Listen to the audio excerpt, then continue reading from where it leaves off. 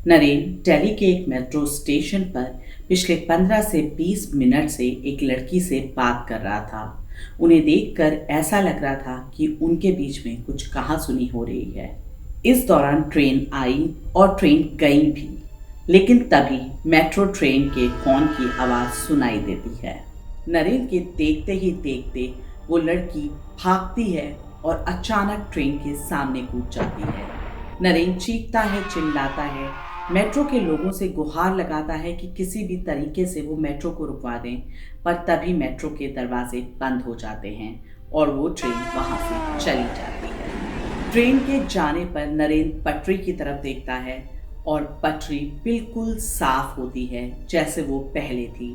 ना उस पर कोई खून था और ना ही किसी के शरीर के कोई चिथड़े थे। वो बिल्कुल साफ सुथरी जैसे कि तैसी थी। क्या ये नरेन का भ्रम था? और अगर ये सच था तो कहाँ गई उस लड़की की लाश जो अभी अभी मेट्रो की तरफ भागी और पटरी पर कूद गई?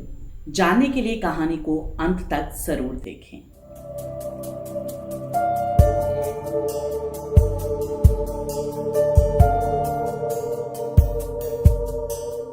नमस्कार दोस्तों, मैं मानवी आप सभी लोगों का स्वागत करती हूँ पैरानॉर्मल पिरामिड में। आशा करती हूँ आप सभी लोग बहुत अच्छे होंगे। आज की कहानी नरेन की है जो भागलपुर से दिल्ली अपने कजिन के साथ स्टे करने आए हैं और उनकी दिल्ली में नई नौकरी लगी है। आज मैं वीडियो में एक नया एक्सपेरिमेंट करने वाली हूँ जो मैंने आज तक कभी नहीं किया, और आप मुझे ज़रूर बताइएगा कि ये एक्सपेरिमेंट आपको कैसा लगने वाला है। तो अब हम शुरू करते हैं कहानी, जो कि नरेन और उनके भाई चेतन की है। तो जैसा मैंने आपको बताया कि नरेन दिल्ली में जॉब के लिए आया था और वो अपने कजिन चेतन के साथ रहने आया था। उसका कजिन चेतन, जो उससे उम्र में करीब 5 साल बड़ा था और एक बीपीओ में काम करता था। चेतन की नाइट शिफ्ट्स होती थी और उसी की सिफारिश से नरेन की डोमेस्टिक कॉल सेंटर में नौकरी लगी थी। स्टार्टिंग में नरेन की डे शिफ्ट्स थी और 15 दिन का ट्रेनिंग पीरियड था। नरेन अपने ऑफिस ज्वाइन करने से 2 दिन पहले ही दिल्ली आ गया था, जिससे वो थोड़ा सा सेटल हो सके।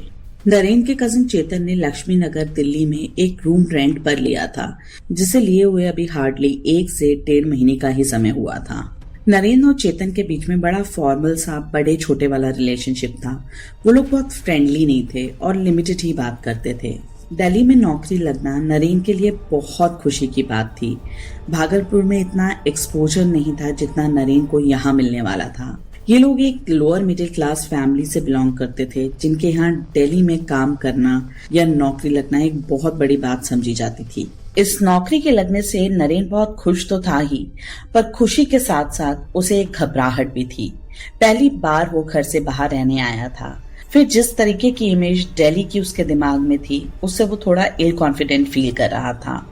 बहुत सारे सवाल जवाब उसके मन में थे कि वो यहाँ ठीक से रह पाएगा या नहीं, कहीं वापस तो उसे भागलपुर नहीं जाना पड़ जाएगा, एटसेट्रा एटसेट्रा। ऐसे ही सवाल जवाब को दिमाग में लिए हुए वो पहुंचा कजिन के घर, जहाँ वो तब भी आया था जब उसका इंटरव्यू हुआ था। तो किसी भी तरीके का प्रॉब्लम नहीं हुआ नरेन को वहां पहुंचने में। शाम के करीब 7 बजे तक वो घर पहुंच गया था और चेतन की शिफ्ट रात 10 बजे की थी, जिसके लिए वो 8:30-9 बजे के बीच घर से निकल जाता था। क्योंकि इंटरव्यू के समय नरेन यहाँ चेतन के साथ पहले भी 1 हफ्ते तक रह चुका था, तो उसे सारा हिसाब किताब पता था इस जगह का, और किसी भी तरीके की उसे कोई दिक्कत नहीं थी चेतन के बिना मैनेज करने में। चेतन ने ऑलरेडी डिनर प्रिपेयर कर दिया था। थोड़ी बहुत बातचीत करने के बाद चेतन अपने ऑफिस के लिए तैयार होने चला गया और नरेन भी फ्रेश होकर टीवी देखने लगा। चेतन का ऑफिस जाने का टाइम हो गया था। उसने नरेन को कहा कि वो डुप्लीकेट की लेकर जा रहा है। सुबह जब वो आएगा तो नरेन को जल्दी उठने की कोई जरूरत नहीं है, वो आराम से सो जाए, वो डुप्लीकेट की से दरवाजा अपने आप खोल लेगा। ये कह के चेतन ऑफिस के लिए निकल गया। करीब 9:30-10 बजे का समय होगा। नरेन डिनर करके टीवी देख रहा था, तभी डोर बेल बजती है। नरेन जाके डोर ओपन करता है। सामने 20 से 21 साल की एक बला की खूबसूरत लड़की खड़ी हुई होती है, जिसे देखकर नरेन देखता ही रह जाता है। वो नरेन से पूछती है, आप कौन हैं और चेतन कहाँ हैं? नरेन, जो अभी तक उसके चेहरे से नजर नहीं हटा पा रहा था, अचानक उसका ध्यान टूटता है और वो बोलता है, चेतन भैया तो ऑफिस चले गए हैं और मैं उनका कजिन हूँ नरेन, मैं आज ही आया हूँ भागलपुर से। वो लड़की एटीट्यूड में बोलती है, तो दरवाजा क्यों रोक के खड़े हो? और उसे हल्का सा साइड में पुश करते हुए वो बड़े हक के साथ अंदर एंट्री लेती है। नरेंद्र हिचकिचाते हुए लड़की से पूछता है, आप कौन है? वो लड़की घूर के नरेंद्र की तरफ देखती है और बोलती है, तुम्हारे भाई ने बताया नहीं कि मैं कौन हूँ?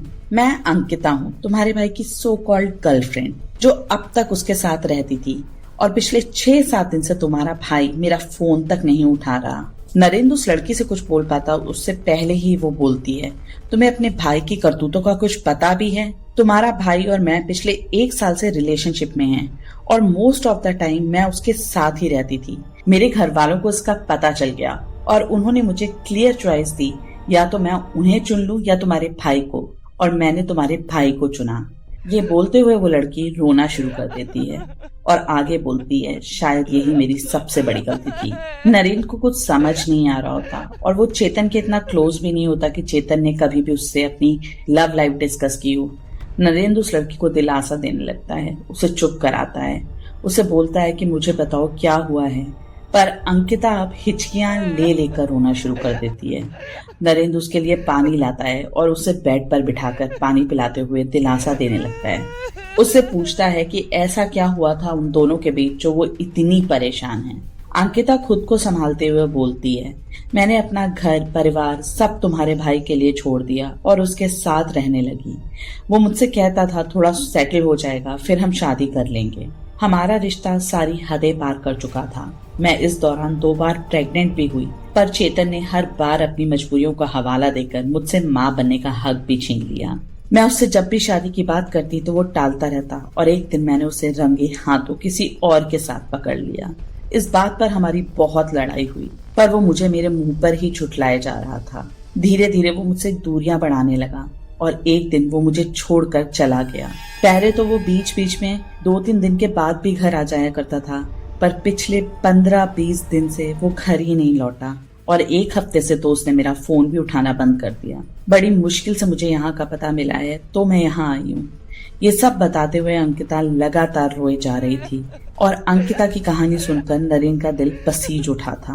वो उसे दिलासा देता, चुप कराता और मन ही मन सोच रहा था कि चेतन भैया कितने घटिया इंसान हैं। इतनी सुंदर लड़की के साथ वो ऐसा कैसे कर सकते हैं, वो भी तब जब वो लड़की उन्हें इतना प्यार करती है। चेतन के लिए उसके मन में घृणा उत्पन्न होती जा रही थी। अंकिता को इतना रोते बिलखते देख वो उसके सर पे हाथ फेरता, कभी उसे ढांढस बताता कि किसी भी तरह अंकिता चुप हो जाए, पर तभी अंकिता रोते हुए उसके सीने से लग जाती है। जैसे ही वो नरेंद्र के गले से लिपटती है, नरेंद्र जैसे अपने होश खो बैठता है। वो दोनों भावनाओं में बह जाते हैं और वो सारी सीमाओं को पार कर जाते हैं जो नहीं करनी चाहिए थी। 1 से 2 घंटे में जब नरेंद्र अपने आप में आता है तो उसे रियलाइज होता है कि ये उसने क्या कर दिया। अंकिता उसके बगल में लेटी हुई थी। वो अपनी आंखें खोलती है, नरेंद्र को देखती है और नरेंद्र जैसे उसकी आंखों में फिर से खो जाता है। अंकिता नरेंद्र से कहती है, जो हुआ मुझे इसका कोई गिला नहीं, तुम भी इसे अपने दिल और दिमाग में मत रखना, ये सब ऐसे ही होना था शायद। अंकिता की शक्ल, उसकी आंखों और उसकी बातों में कोई ऐसा जादू था जो नरेंद्र को अंकिता की ओर खींचे ले जा रहा था। अंकिता बेड से उठती है, अपने कपड़े पहनते हुए बोलती है कि चेतन को उसके बारे में कुछ मत बताना, ये भी मत बताना कि मैं यहाँ आई थी। और उसके बाद अंकिता दरवाजे की तरफ बढ़ने लगती है। अंकिता को जाता देख नरेंद्र बहुत मायूस हो जाता है। वो अंकिता से पूछता है, क्या तुम जा रही हो?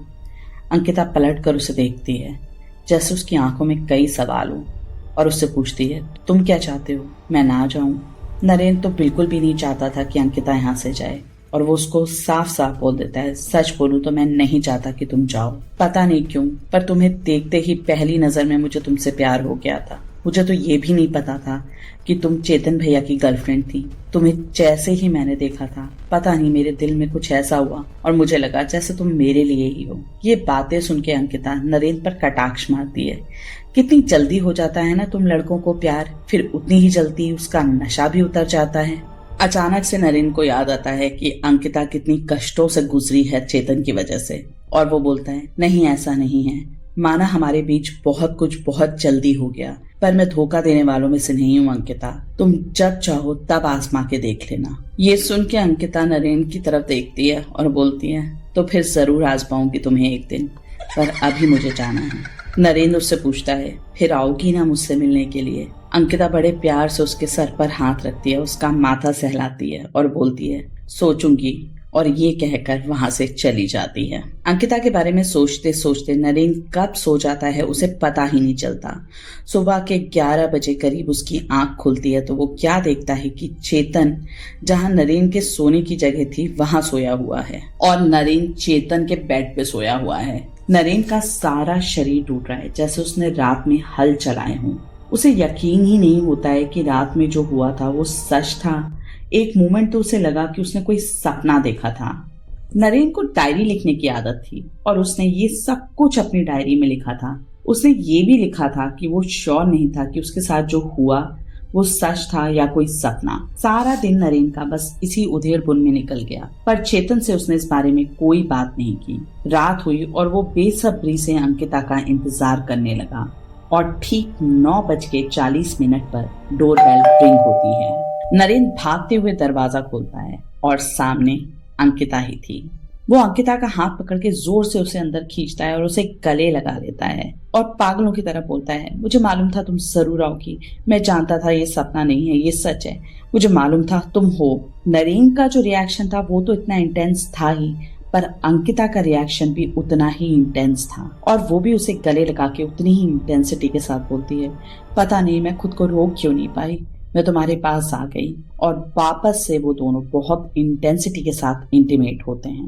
नेक्स्ट डे जब नरेन उठता है तो वो बहुत खुश उठता है, पर उसके मन में चेतन के लिए अब घृणा उत्पन्न हो चुकी थी। वैसे भी दोनों में ज्यादा बातचीत नहीं होती थी, ना ही उनके पास इतना टाइम था कि वो कुछ भी बहुत ज्यादा डिस्कस कर सकें, क्योंकि दोनों के अभी ऑफिस टाइमिंग्स भी डिफरेंट थे। चेतन रात में ऑफिस जाता था और नरेन की ट्रेनिंग अभी स्टार्ट होनी थी। अब ये सब कुछ हर रात का सिलसिला हो गया। नरेन का ऑफिस भी शुरू हो चुका था। स्टार्टिंग में तो नरेन बहुत अच्छा फील करता था, पर जैसे जैसे दिन गुजर रहे थे नरेन दिन में बहुत ड्राउजी फील करने लगा था। रात में अंकिता के साथ रहना, सुबह ऑफिस, उसकी नींद भी पूरी नहीं हो पा रही थी। पर अंकिता के लिए उसकी दीवानगी इस कदर बढ़ गई थी कि नरेन जैसे घर में एंटर करता तो बस उसे अंकिता ही चाहिए थी। उसे ऐसा लगने लगा था कि वो अब जी नहीं पाएगा अंकिता के बिना। अब रोज रात 9:30 से 10 बजे के बीच में अंकिता आती और सुबह 3:30 से 4 के बीच में वो चली जाती। नरेन ने उसे कई बार कहा भी कि चेतन तो 10 बजे तक आता है, तुम जल्दी क्यों चली जाती हो, यहीं रहो ना मेरे साथ। पर अंकिता टाइमिंग्स को लेकर बहुत पंक्चुअल थी। वो कोई ना कोई बहाना करके 3:30 से 4 बजे के बीच में वहां से निकल ही जाती। कई बार नरेन उसके जाने के बाद भी उसको बहुत मिस करता था। वो सो नहीं पाता था और अपनी डायरी में अपना एक एक भाव लिखता था। करीब 10-12 दिन में नरेन की ऐसी हालत हो गई थी कि उसका ऑफिस जाने का भी मन नहीं करता था। और एक दिन जब चेतन ऑफिस से आया तो नरेन घर पर ही था। जनरली चेतन के ऑफिस से आने से पहले नरेन अपने ऑफिस के लिए चला जाया करता था। चेतन ने नरेन से पूछा कि आज तुम ऑफिस क्यों नहीं गए, तो नरेन ने लूज मोशन होने का बहाना बनाया। चेतन अपनी जॉब को लेकर इतना सिंसियर हुआ करता था कि वो 102 बुखार में भी मेडिसिन लेकर काम पर जाता था। नरेन की बात सुनकर वो कोई खास इम्प्रेस नहीं था। उसे नरेन से कहा कि चल फिर तू आराम कर ले आज, और ये कह के चेतन सोने चला गया। चेतन जब सो के उठा तो उस वक्त नरेन टीवी देख रहा था और बहुत एंजॉय कर रहा था। चेतन को बड़ा अजीब लगा कि अभी तो उसे लूज मोशंस हो रहे थे, कुछ घंटों पहले ये इतना बीमार था, इसकी तबीयत ठीक नहीं थी और अभी इतने मजे से टीवी देख रहा है। फिर भी उसने उससे पूछा कि तुम्हारी तबीयत अब कैसी है। उस पर नरेन का बड़ा कैजुअल सा आंसर था, ठीक है, बढ़िया है मेरी तबीयत। चेतन ने उसे नोटिस किया कि नरेन की शक्ल बहुत मुरझाई हुई सी है, आंखों के नीचे काले गड्ढे उभर आए हैं और वो थोड़ा कमजोर भी लग रहा है। उसे लगा कि शायद ये झूठ नहीं बोल रहा था, सच में इसकी तबीयत खराब होगी तभी इसका ये हाल हुआ है।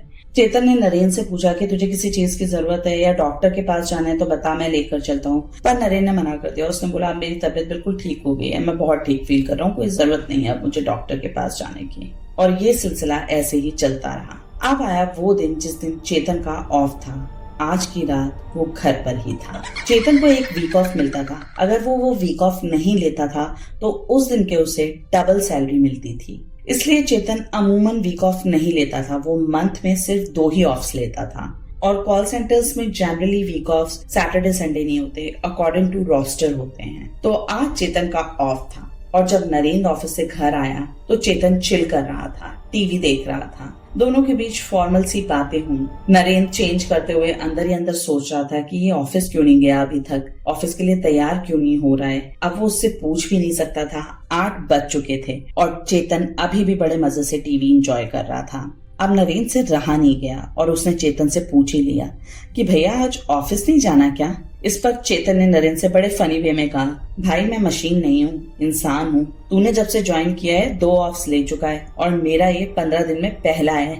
नरेंद्र की सांसें जैसे ऊपर की ऊपर और नीचे की नीचे अटक गई। नरेंद्र को लगा कि आज तो वो फंस गया बस, क्योंकि अंकिता को नहीं पता कि आज चेतन का ऑफ है और वो अपने टाइम पर आएगी तो क्या होगा। ये सोचकर नरेंद्र बहुत बुरी तरह परेशान हो उठा। उसका किसी भी चीज में मन नहीं लग रहा था। चेतन ने भी नोटिस किया कि नरेंद्र टीवी भी नहीं देख रहा था, अपने ही ख्यालों में खोया हुआ था और उसका चेहरा बिल्कुल पीला पड़ गया था। दोनों एक ही रूम शेयर करते थे तो अलग बैठने का कोई ऑप्शन भी नहीं था और नरेंद्र से चेतन की प्रेजेंस बर्दाश्त नहीं हो रही थी। रात के 9:45 बजे वापस से डोर बेल रिंग होती है।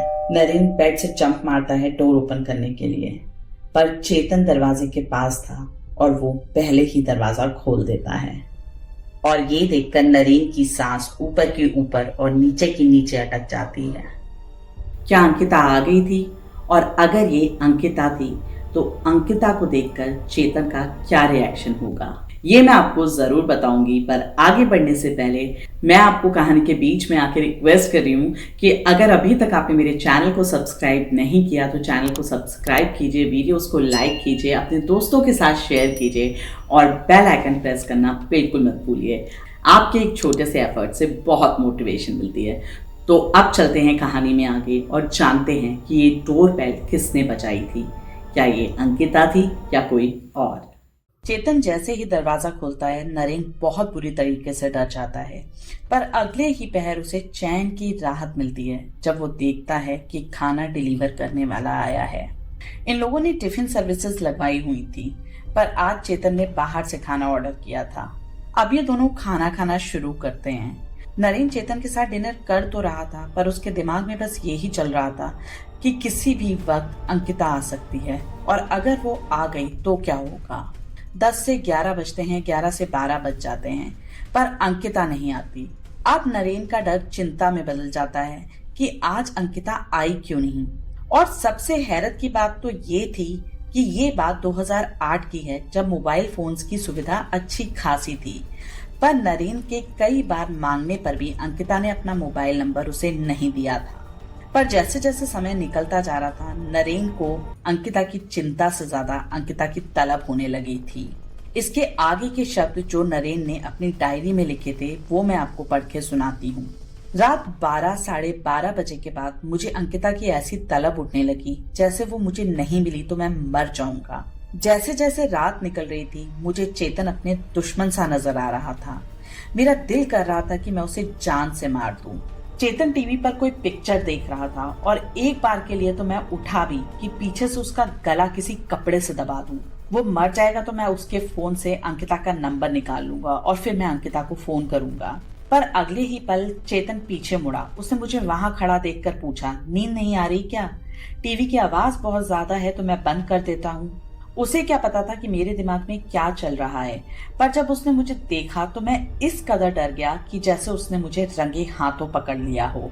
मैंने उसकी बात में हाँ मिलाते हुए कहा, हाँ मुझे टीवी की आवाज की वजह से नींद नहीं आ रही। पूरी रात मैं अंकिता के लिए तड़पता रहा और सुबह ऑफिस सिर्फ इसलिए गया कि चेतन की शक्ल ना देखनी पड़े। आज काम में भी मेरा मन नहीं लग रहा था। अभी थोड़ी देर पहले ही तो चेतन ऑफिस के लिए निकला है। रात के 9 बज रहे हैं। ये घंटे मेरे लिए ऐसे निकल रहे हैं जैसे सदियां निकल रही हों। इस वक्त एक एक मिनट ऐसा लग रहा है जैसे एक एक साल हो।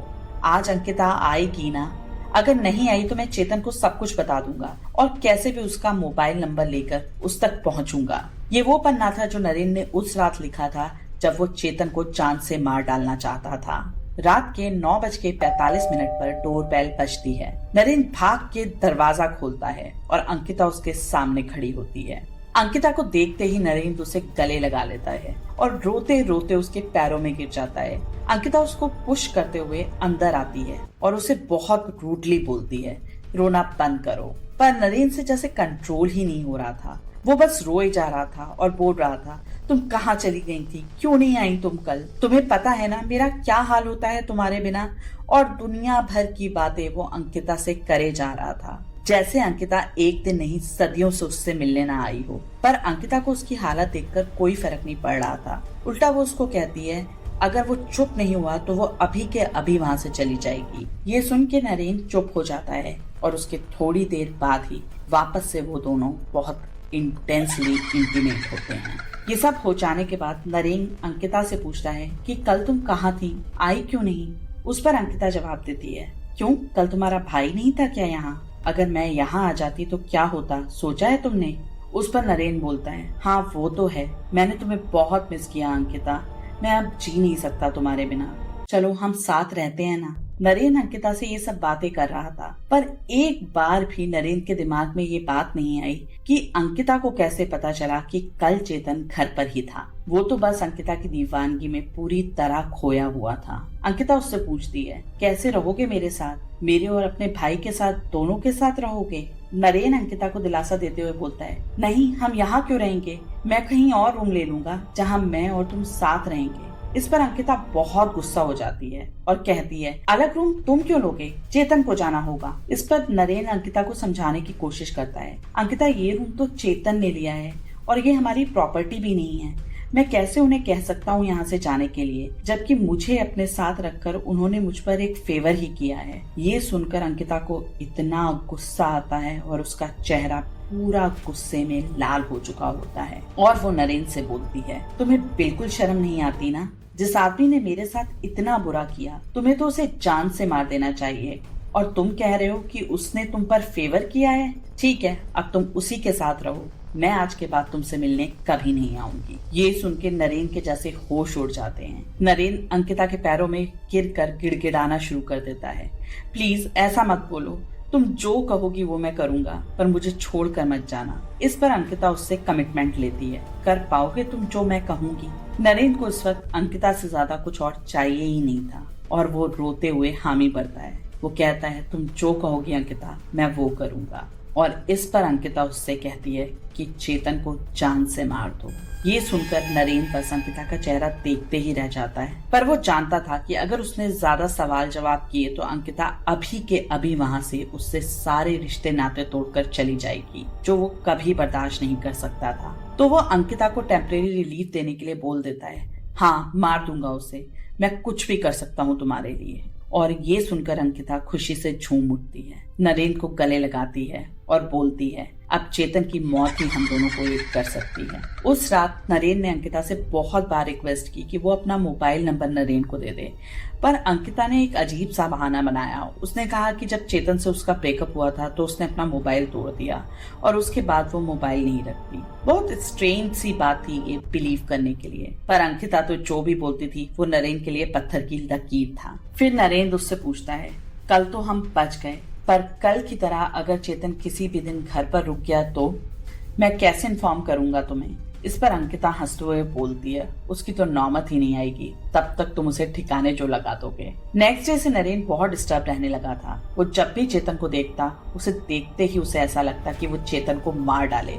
फिर दूसरे ही पल उसे ख्याल आता कि चेतन उसका भाई है और वो अपने भाई के साथ ऐसा कैसे कर सकता है, और फिर उसे वही ख्याल आता कि वो चेतन को कैसे मारेगा। उसका दिमाग अब हर वक्त नए नए मंसूबे बनाता रहता चेतन को ठिकाने लगाने के लिए। 2-3 दिन ऐसे ही बीत गए और इस रात अंकिता ने उससे कहा, बस तुम्हारा समय अब खत्म हो चुका है, अगर कल तुमने चेतन को नहीं मारा तो समझ लेना ये वक्त तुम्हारा और मेरा आखिरी वक्त है। नेक्स्ट डे नरेन ऑफिस नहीं गया था। चेतन आया तो नरेन ने उसको कहा कि मेरी आज तबीयत ठीक नहीं है। सुबह के अपने काम खत्म करके चेतन सोने के लिए चला गया। नरेन लगातार अपने बेड से बैठ के चेतन को घूरे जा रहा था। जब चेतन गहरी नींद में चला गया तो नरेन अपने बेड से उठा, उसने अपना पिलो उठाया और वो चेतन के बेड की ओर बढ़ा कि अभी वो इस पिलो से चेतन का दम घोंट के चेतन को नींद में ही मार देगा। कि पता नहीं अचानक क्या हुआ, वो एकदम से रुका। फिर उसने अपना छोटा मोटा सामान पैक किया, अपना मोबाइल वहीं घर पर छोड़ा और वहां से निकल गया। नरेन वहां से निकलकर सीधे मंदिर गया था और उस रात 9 बजे तक, जब तक मंदिर के पट बंद नहीं हो गए, तब तक वो मंदिर में ही बैठा रहा। वहां बैठ के बस वो यही विलाप करता रहा कि अपने भाई को मारने का ख्याल उसके दिमाग में भी कैसे आ सकता है। फिर वो एक दरगाह पर गया और रात के 10:30 बजे तक वो उस दरगाह पे ही बैठा रहा। उसके बाद वो दिल्ली के एक मेट्रो स्टेशन पर पहुंचा, जहां उसके अलावा वहां कोई और पैसेंजर नहीं था। नरेन को अंदाजा हो गया था कि वो कितना गलत करने जा रहा था और उसने अपनी डायरी में अपना हर एक इमोशन, हर रियलाइजेशन और हर एक्सपीरियंस उस दिन जी खोल के लिखा था, जिसके अनुसार वो वापस चेतन के पास जाने वाला था और अपनी जॉब पर फोकस करने वाला था। नरेन मेट्रो स्टेशन पर ट्रेन का वेट ही कर रहा था कि क्या देखता है, सामने से अंकिता उसकी तरफ बढ़ी चली आ रही है। अंकिता को देखकर नरेन डर सा जाता है। अंकिता नरेन के पास आके उससे गुस्से में बोलती है, बस यही था तुम्हारा प्यार, यही थे तुम्हारे वादे। शर्मिंदगी से भरा हुआ नरेन अंकिता से कहता है, अंकिता मैं तुमसे बहुत प्यार करता हूँ, मैं तुम्हारे प्यार के लिए अपनी जान तक दे सकता हूँ, पर मैं किसी की जान ले नहीं सकता। अंकिता नरेन को बहुत खरी खोटी सुनाती है, उसे बहुत कोसती है, उसे कहती है कि तुम सारे लड़के एक जैसे होते हो, तुम्हारे भाई ने भी मेरे साथ यही किया और तुम भी मेरे साथ ये सब करके जा रहे हो। नरेन उसे बहुत समझाने की कोशिश करता है, बीच बीच में मेट्रो आ रही होती है, जा रही होती है, और अंकिता नरेन को कोसते हुए अपने आखिरी शब्द उससे बोलती है, मैं तुम्हें नहीं छोड़ूंगी, मैं तुम्हें जान से मार दूंगी। और इस वक्त अंकिता का चेहरा ऐसा होता है जो नरेंद्र अपनी डायरी में बयान ही नहीं कर पाया। उसने बस ये लिखा कि वो मेरी अंकिता नहीं थी। मेट्रो का हॉर्न बजता है, ट्रेन स्पीड में स्टेशन की तरफ आ रही होती है और अंकिता नरेंद्र को धक्का देकर मेट्रो के आगे कूद जाती है। नरेंद्र चीखता हुआ मेट्रो की तरफ भागता है। ट्रेन रुकती है। नरेंद्र को चीखता चिल्लाता देखकर पैसेंजर्स उसके पास आ जाते हैं। गार्ड भी भागता हुआ उसके पास आता है और नरेंद्र रोते हुए जोर जोर से चिल्लाया जा रहा था कि अंकिता कूद गई, अंकिता मेट्रो के आगे कूद गई। एक दो पैसेंजर्स जिन्हें वहां उतरना भी नहीं था, नरेंद्र की ऐसी हालत देखकर वो वहां उतरते हैं उसको दिलासा देने के लिए। मेट्रो के ड्राइवर तक भी ये बात पहुंचती है, पर ड्राइवर बोलता है कि कोई नहीं आया ट्रेन के आगे, मैंने प्रॉपर ब्रेक लगाए हैं और मुझे ट्रेन के आगे कोई भी नहीं दिखा। नरेंद्र को इस तरीके से रिएक्ट करते हुए सबको लगता है कि पता नहीं इसको शायद कोई प्रॉब्लम है और वो ज्यादा ध्यान नहीं देते। मेट्रो आगे बढ़ जाती है। ये इंसिडेंट 2-3 मिनट तक चलता रहा। जब मेट्रो वहां से चली गई तो नरेंद्र पटरी पे देखता है ट्रैक एकदम साफ पड़ा हुआ था, वहां किसी भी तरीके का कोई भी निशान नहीं था किसी के कट के मरने का। ये देखकर नरेंद्र बहुत स्ट्रेंज फील करता है और बहुत अजीब से रिएक्ट करना शुरू कर देता है। अभी तो कूदी थी वो यहाँ, मैंने खुद अपनी आंखों से देखा था, वो यहीं ट्रेन के आगे कूदी थी। जो लोग उसको दिलासा देने के लिए रुके थे वो उसको बोलते हैं, भाई साहब आप घर जाओ, आपको वहम हुआ है, आराम करो, और दूसरी मेट्रो आने पर वो लोग भी वहां से चले जाते हैं। जो नरेंद्र वापस से अभी चेतन के पास जाने के बारे में सोच रहा था, वो वहां से सीधे रेलवे स्टेशन जाता है और भागलपुर की टिकट कटा लेता है। बिना रिजर्वेशन जनरल में सफर करके वो सीधे अपने घर भागलपुर जाता है, जहां पहले से ही हंगामा मचा हुआ था कि नरेंद्र कहाँ गायब हो गया। चेतन ने घर पर फोन करके पहले ही इन्फॉर्म कर दिया था कि बिना कुछ बताए अपना सामान लेकर नरेंद्र अपना मोबाइल छोड़कर यहाँ से चला गया है। घर पर सब बहुत परेशान थे। उधर चेतन भी बहुत परेशान था कि नरेंद्र गया तो गया कहाँ और नरेंद्र को ट्रेस कैसे किया जाए, क्योंकि मोबाइल तो वो रूम पर ही छोड़ गया था। नरेंद्र घर आके किसी से भी बात नहीं कर रहा था। घर वाले प्यार से गुस्से से पूछ रहे थे, पर वो किसी की भी किसी बात का जवाब नहीं दे रहा था। और जब ये सवाल जवाब ज्यादा बढ़ गए तो नरेंद्र गुस्से में बोलता है कि मैं बाद में बात करूंगा, अभी मुझे अकेला छोड़ दो, इस वक्त मैं किसी से बात नहीं करना चाहता। उस दिन के बाद से नरेंद्र की तबीयत दिन ब दिन बिगड़ती चली गई। वो ना कुछ खाता ना पीता, बस या तो डायरी लिखता रहता या अपने आप से ही बातें करता रहता। 15 से 20 दिन भी नहीं हुए थे और एक दिन नरेंद्र अपने घर से ये बोलकर निकलता है कि मुझे कुछ सामान लेना है, मैं दुकान तक जा रहा हूँ। कुछ देर बाद ये खबर आती है कि रेलवे ट्रैक पर नरेंद्र ट्रेन से कट गया है। ये सब बहुत ही दुखद था नरेंद्र के परिवार के लिए। ये सब सुनकर चेतन भी गांव पहुंचता है। नरेंद्र की डायरी खंगालने पर जो भी अभी तक हमने इस कहानी में जाना, उस सब के बारे में पता चला। उस डायरी में ये भी लिखा था कि उस दिन जब नरेंद्र चेतन को पिलो से चोक करने ही वाला था, तो उसके सामने साक्षात उसकी कुल देवी गड़ासा लेकर प्रकट हो गई थी, जो उसे गुस्से में घूर रही थी। उन्हें देखते ही नरेन को अपनी गलती का एहसास हो गया था और उसे खुद से घृणा हो रही थी कि वो ऐसा सोच भी कैसे सकता है।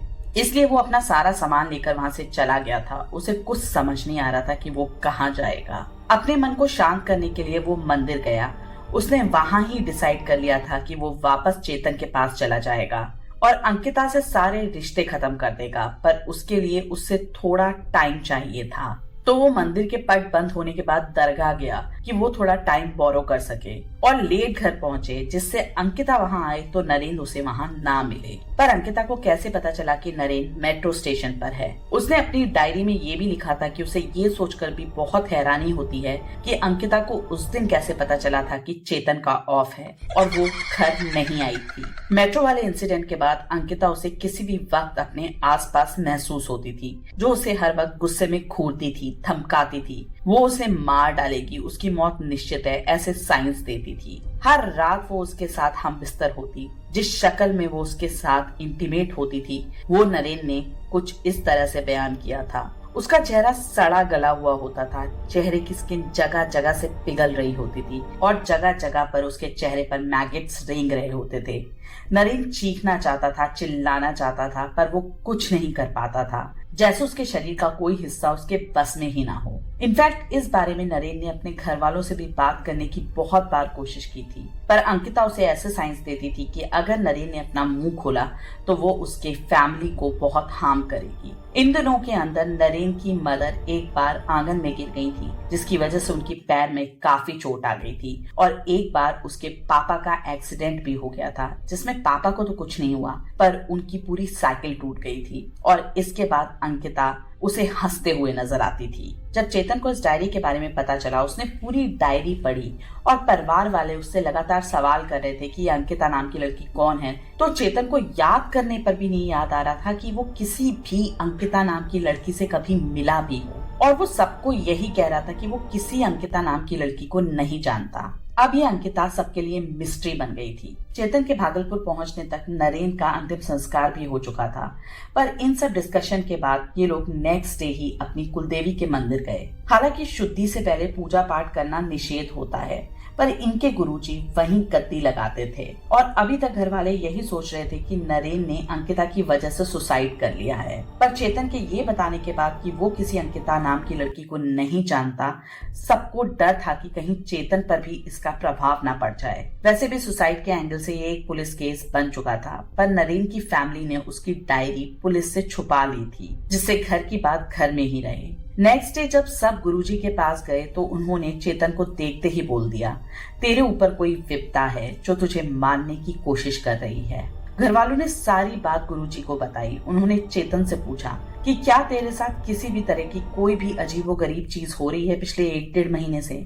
चेतन ने बहुत जोर दिया दिमाग पर उसे कुछ भी याद नहीं आया। तब गुरुजी ने कुछ प्रक्रिया की और ध्यान में बैठे। करीब 1 से 1.5 घंटे तक गुरुजी ने ध्यान किया। उसके बाद अपनी आंखें खोली। इस दौरान चेतन और उसके घर वाले वहीं बैठे रहे। उन लोगों की बहुत आस्था थी अपने गुरुजी पर। फिर गुरुजी ने चेतन से पूछा, हाल फिलहाल में घर बदला है तूने? चेतन ने कहा, हाँ गुरुजी, करीब 1-1.5 महीने पहले मैंने अपना रूम चेंज किया है। गुरुजी ने उससे पूछा, उस नए घर में जाने के बाद तेरे साथ कोई अजीब और गरीब चीजें हुई हैं? इस पर चेतन ने जवाब दिया कि मेरे साथ ऐसा कुछ भी नहीं हुआ। ऑफिस पर काम ही इतना होता है, घर पर तो मैं बस सोने के लिए ही आता हूँ। गुरुजी ने कहा, याद कर, तेरा कुछ सामान गायब हुआ है कभी? जब गुरुजी ने सामान की बात की तब चेतन ने दिमाग पर जोर डाला और उसे याद आया कि ये तो उसके साथ अक्सर होता रहता है। उसकी चीजें खो जाती हैं या किसी जगह पर वो रखता है, उसे कहीं और मिलती हैं, और ये सारी बातें चेतन ने गुरुजी को बताई। गुरुजी ने फिर कहा, तुझे कभी लगा नहीं ऐसा क्यों हो रहा है? चेतन ने वही जवाब दिया, गुरुजी मेरे पास टाइम ही नहीं मिलता। मैं ऑफिस से आके इतना थक जाता हूँ